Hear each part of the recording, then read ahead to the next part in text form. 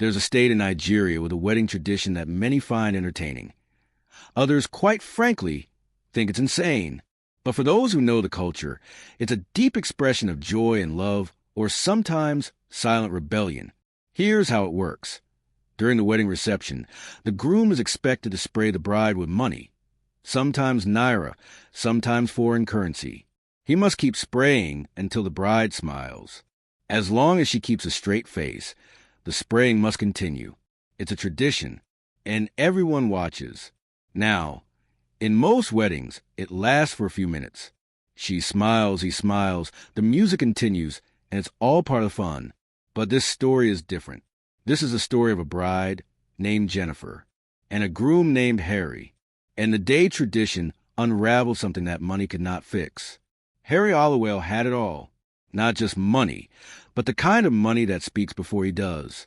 Cars that roar like thunder, watches that glimmer like sunlight, and a lifestyle so extravagant that even Lagos elite watched in admiration. He was a darling of business tabloids, a tech investor who cashed out early, a real estate mogul, and a nightlife icon. But if you asked his mother, Janet, she would say, Harry has everything except what truly matters. Peace of mind, purpose, God. She didn't want just any woman for her son. She wanted a woman of substance, of virtue, someone who would not be impressed by the money, but who could guide Harry toward a better life. Someone strong but graceful. That woman, she believed, was Jennifer. Janet had known Jennifer's family, the Adeyemis, for years. A respected household, God-fearing, dignified, and Jennifer was, in her words, a true lady of valor, the kind of woman who walked with elegance but never demanded attention, who spoke gently but always with sense, the kind who didn't post daily selfies or chase clout, but radiated something deeper. Janet finally convinced Harry to attend a midweek church service with her, something he hadn't done in years. He only went because she begged. He thought he'd sneak in, sit quietly, and sneak out. But then, during the worship session, his eyes met someone. Jennifer. She wasn't loud. She wasn't dancing wildly. But she had a presence. The kind that made him look twice.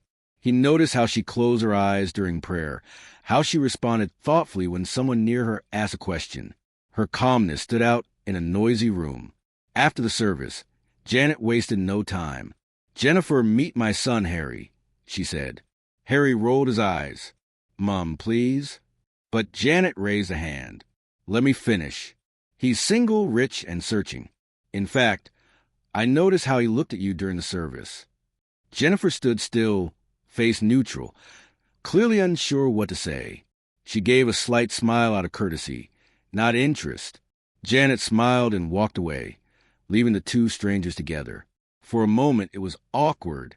But Harry, being Harry, wasn't used to silence. He struck up a conversation, casual and charming. Surprisingly, she responded calmly, even playfully. She didn't gush over him or act impressed, but her responses had depth.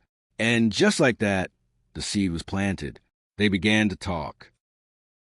Slowly, not too often, a few phone calls, 1 or 2 dinners. At first, Jennifer was distant. She had no time for flings. But Harry, used to women falling over him, found that refreshing. And when he tried to impress her, she seemed unimpressed. When he tried to flirt, she would respond with grace, but not weakness. That balance, it drew him in. For Jennifer, it wasn't easy. Harry represented a life she wasn't sure she wanted. Flashy, fast, too loud. But he had moments of honesty. He opened up about his childhood, about losing his dad young, about how he became obsessed with money out of fear of failure. He showed her a side no one else saw. Not the club Harry, not the jet-setting Harry, but the boy behind the wealth. And over time, she softened. Their connection deepened quickly. Harry became more intentional. He started making room in his life for quieter things. Evening walks, late-night prayers, dinner with her family. And then, just 2 weeks in, things accelerated. Harry took her out one night, after a quiet dinner. In the back seat of his car, passion stirred. Fast, intense, messy. He didn't expect her to be so bold. She didn't expect him to hesitate. But something in that moment told him, she's different. A woman who knows both her power and her mystery. After that night, things moved fast. He began preparing a surprise proposal. He'd been working with a jeweler to customize a one-of-a-kind diamond ring. Not just big, not just expensive, but symbolic. He proposed during a family brunch, on one knee, in front of both their families. She said yes. Everyone cheered. Champagne popped. His mother cried. But even in her acceptance, Jennifer stayed composed. Happy, but not overwhelmed. Preparations began almost immediately. The wedding gown? Over 34 million Nigerian nairas. Her traditional attire? 18 million Nigerian nairas.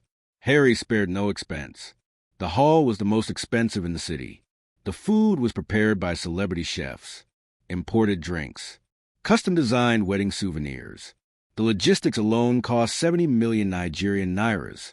The total event, over 300 million Nigerian nairas. Social media buzzed. Blogs speculated. Influencers began dressing like Jennifer. People called it the wedding of a year. The day came. It was perfect. The vows were exchanged. The choir sang. The kiss was sweet. Everyone smiled. Until the reception.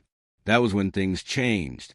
You see, the tradition in that region demands a groom spray the bride until she smiles. It's symbolic. Joy, generosity, submission, trust. Jennifer was seated at the center of the hall, on a throne-like chair, glowing in elegance. Her makeup was perfect, her posture royal. The music began. Harry stepped forward, dressed in rich osso oak with gold embroidery, dancing toward her. The crowd cheered. Phones were out, lights flashing. He brought out a wad of crisp naira notes and began spraying. She didn't smile. He kept going. People laughed. It was normal. Maybe she was shy. Maybe she wanted to tease him. But 5 minutes passed. Then 8. She didn't even flinch. Harry's friends joined him. They sprayed too. The DJ hyped it up. The MC turned it into a show. Bundles flew. 1,000 Nigerian nairas. 5,000 Nigerian nairas.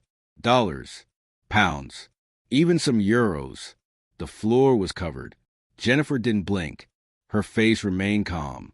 Not angry. Not sad. Just unreadable.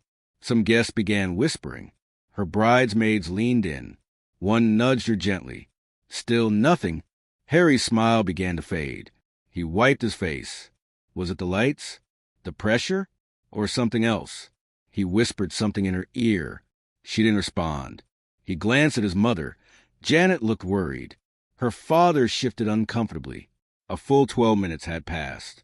Everyone now stood watching. Even the servers stopped serving. The MC stopped talking. People whispered, "What's going on? Is she okay?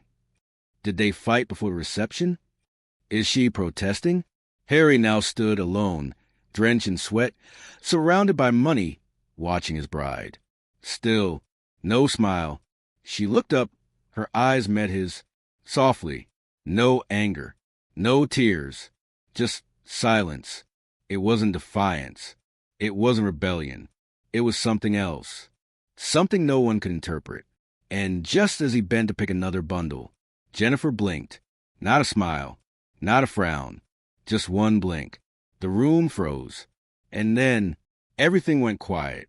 What happened next? No one saw coming.